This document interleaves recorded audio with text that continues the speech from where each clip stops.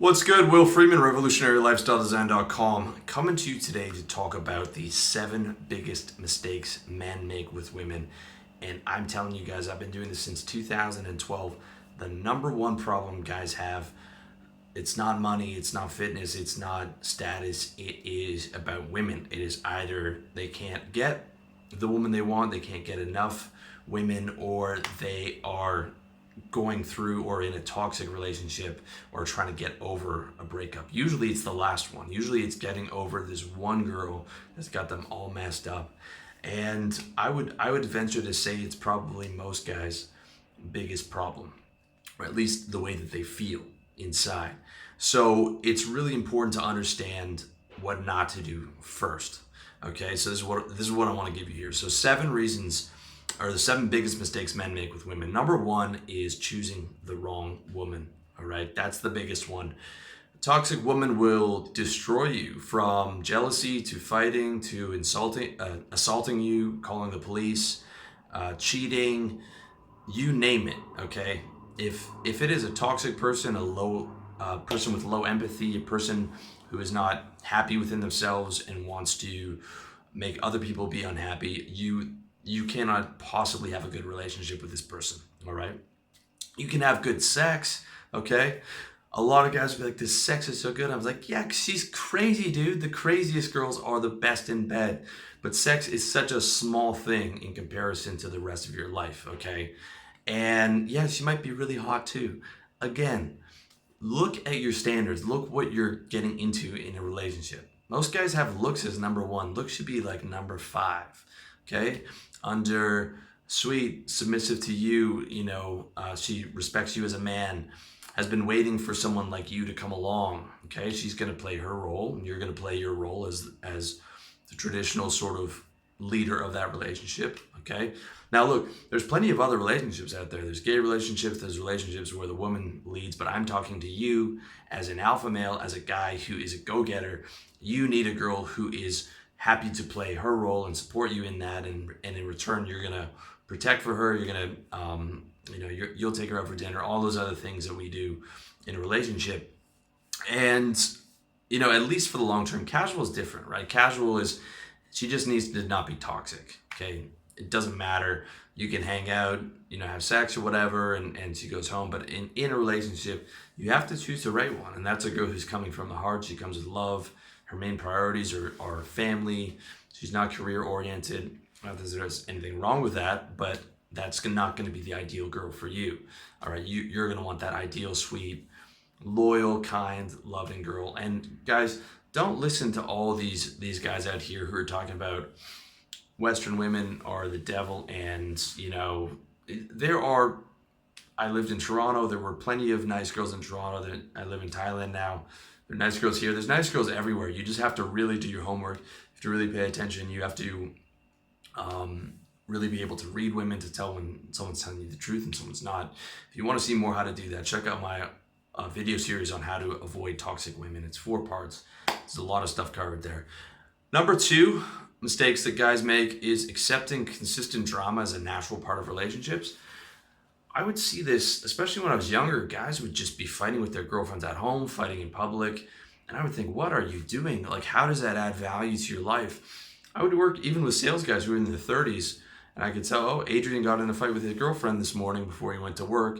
That happens 3 days a week. And his first thing when he comes into the office is, no one talk to me right now. It's like, he's not even able to hide that and put on a good face because his life is so messed up and he's in this constant dramatic roller coaster. All right, you're better off being in single than being in a consistently dramatic relationship. Okay, now just because it's dramatic doesn't mean she's toxic. Okay, it just means you haven't set the expectations and you haven't been leading the relationship like you should be, and providing like emotional guidance and bringing both people down back to a place of calm and reasonableness. And if you have a problem, being able to discuss that reasonably.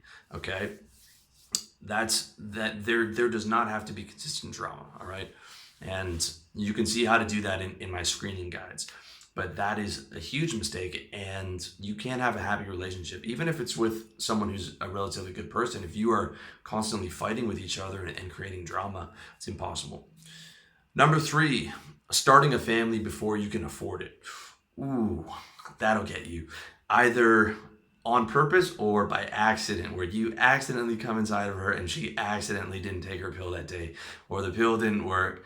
Okay, there's really no accident. Is you made a dumb mistake and she made a dumb mistake, or you chose to have kids too early, and that is also a mistake in my opinion. Okay, if you have kids right now, I'm not trying to beat up on you, but I'm telling you guys, it is hard enough. Look at your 20s. Okay, it is hard enough to get your income up and then to be able to build a business and get that business up to six figures, or you're working in sales, getting that up to six figures, getting your side business going, then moving over into your side business, building that up to six. That's hard, guys, and most people can't do it with ample amounts of time.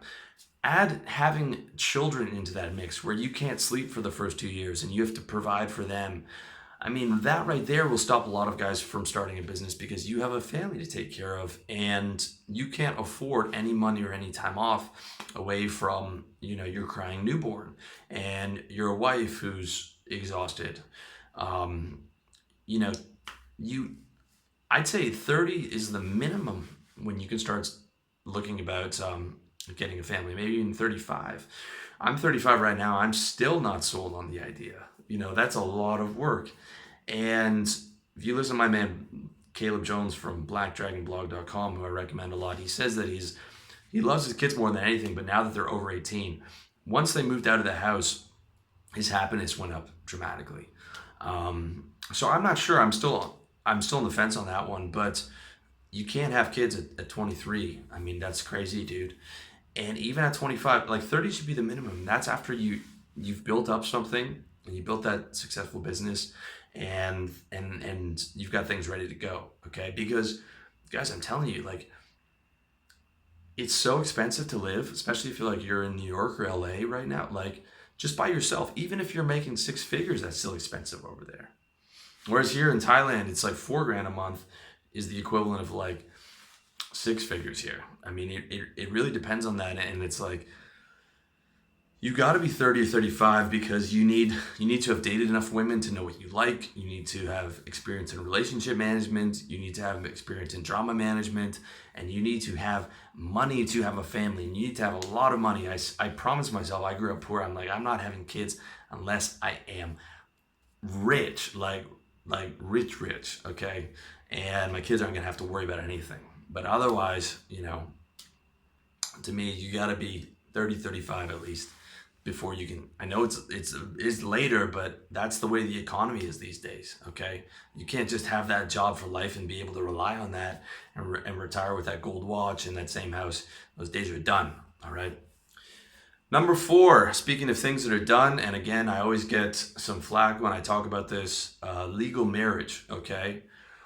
A lot of guys who, okay, if you're legally married right now, I'm not trying to come down on you, and I also accept that, like, for society, quote unquote, under the old traditional marriage system was a lot better for at least raising kids. I don't know if people were happier, but all the studies show that kids who grew up under married parents and parents who stayed together and didn't get divorced, on average, were happier. Okay, I grew up single mother. A lot of my friends are divorced. I can tell you that created a lot of problems.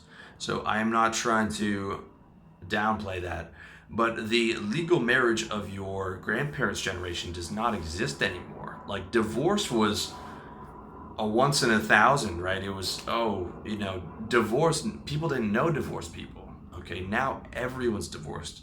I mean, the studies show 50% to even maybe 60% now, depending on where you look.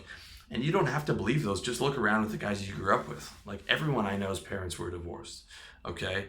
Now, what that means is the whole idea of, before you had, the church, and you had the social aspects, and people stayed together no matter what because they didn't have a social choice. Now we have Tinder, and now we have all these millions of different choices with the feminist revolution, and that changed so many things. So that the legal marriage, as it once was, this sort of business contract for raising a family, does not exist anymore.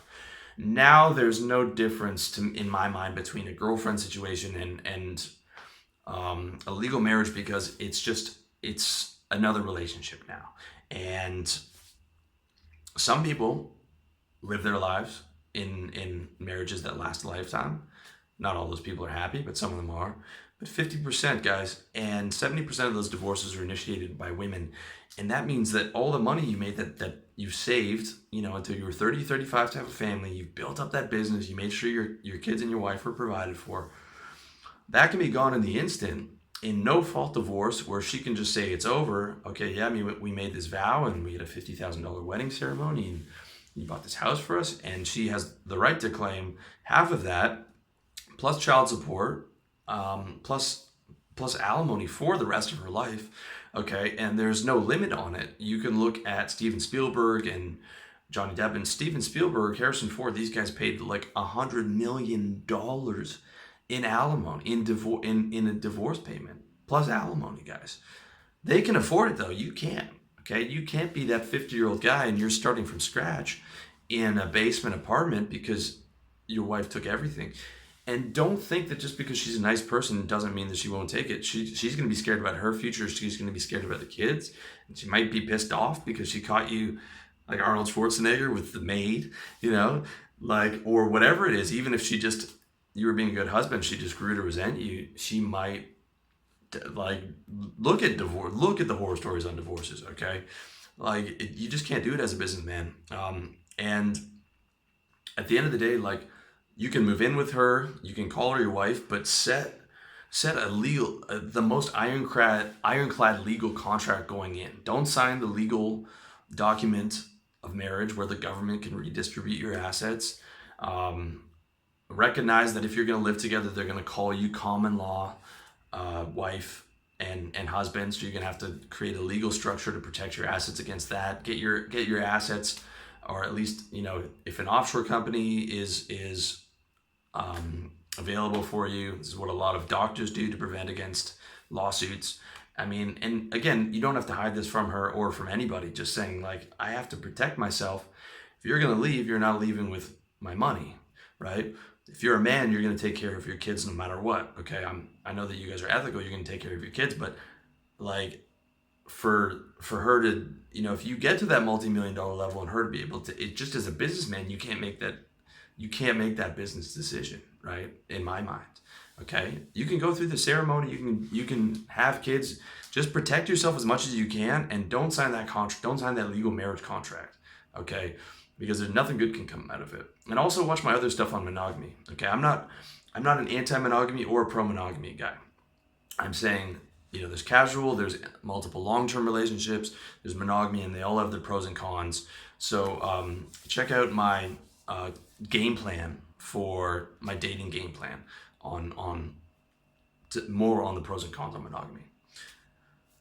Number 5, assuming your relationship will last forever. Okay, nothing in this world is guaranteed. All relationships are temporary, can last till the end of your life or her life, but at some point it ends. Okay, and at the end of the day, relationships are good until they're not good anymore.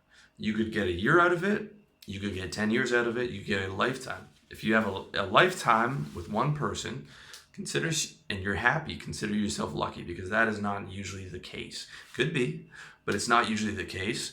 So don't go into it assuming that this is the one forever. Again, the marriage system has changed, right? It's not like you can just get married. You can do all the right things and have it still not work out because she decided it didn't. So assume that it's not going to last forever, and look at it of, I want to get the best out of this relationship as I can, and when it's no longer making me happy, or we can't solve it, then I'm going to end it. Now, I know that might be tough if you have kids, but again, that's another thing you have to factor into. If you have kids, for the 18 years that you're raising those kids, for them to be, they ideally need to grow up in a happier environment with two parents together. So that is something you have to consider. I'm not saying I have the answer for that. I'm just saying that assume that your relationship, that nothing lasts forever. You might get a lifetime out of it, but at some point it ends. And do not be in something that is unsavable, right? That's how a lot of guys get caught in these positions, because they're like, oh, she was the one forever. No, you never want to have that mentality going in. Say going in like, okay, this, I like this. I'm committed to this. I'm going to keep at this, but I'm keeping my mind on it, right? Just like you would if you went into a business and at some point you realize, man, this is not working, right? I've done everything. This was the wrong mistake. This is the wrong move, okay? Number 6, don't lose your position, okay? So you can be kind, you can be compassionate, you can be loving, you can be empathetic. I'm all of those things with the girls that I date. You guys would be surprised probably how sweet I am, considering some of the material that I have on my website. But you still have to be the man, okay? I'm all for openness. I'm all for men who are kind and caring. But you also have to be that man, and that you have to be that man first, dude. So that, like, women only love up, okay? Women only love what's higher than them. Just look at what they screen for.